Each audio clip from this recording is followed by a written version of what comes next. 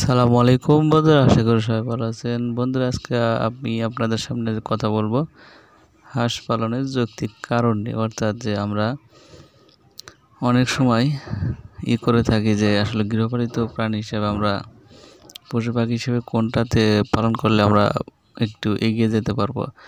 হ্যাঁ বন্ধুরা, আমি আপনাদের সাথে যৌক্তিক আলোচনা আসতে চাইছি। তা হচ্ছে যে আপনি যদি হাঁস পালনে আগ্রহী দেখান বা হাঁস পালন করেন, তাহলে আপনি একটি জিনিস খেয়াল করবেন যে মুরগির তুলনায় হাঁসে একটু রোগবালাই কম হয়। এবং হাঁস যদি আপনার বাড়ির আশেপাশে যদি পুকুর থাকে বা ছোট্ট খাল থাকে, তাতে কোনো গল্পই নাই। কারণ একটু সকালে খাবার খাইয়ে দিলেন, সারা দিন রাত ওই পুকুরের ভিতরে থাকবে, ময়লাও কম হবে, প্লাস আপনার পরিচর্যাও কম করা লাগবে।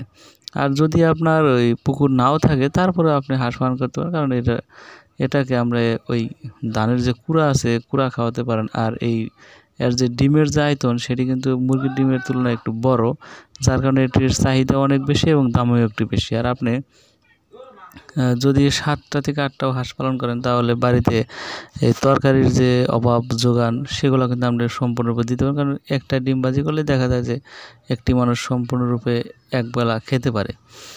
তো বন্ধুরা, এই জন্য আমি বলবো যে আপনারা কাল বিলম্ব না করে হাঁস পালনের দিকে একটু অগ্রসর হন, যাতে আপনারা হাঁস পালন করে অনেক লাভবান হতে পারেন। এবং আস্তে আস্তে প্রথমেই খামারি আকারে যাবেন না, কারণ যে কোনো বিষয়ে একটু জানাশোনা থাকা লাগে।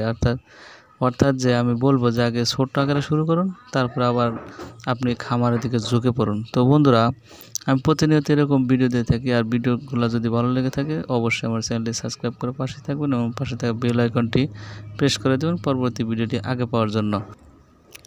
তবে খামার করার সময় একটি বিষয়ে লক্ষ্য রাখবেন যে আপনি যখন একটি খামার করতে যাবেন, তখন আশেপাশের লোক কিন্তু অনেক কথা বলবে। তবে কারো কথায় কান না দিয়ে আপনার নিজের বুদ্ধিতে আপনার কাজ এগিয়ে নিয়ে যাবেন, তাহলে আপনি সফলতা পাবেন। কারোর পর কানে আপনি কান দিবেন না, এটি আমার হলো সাজেশন।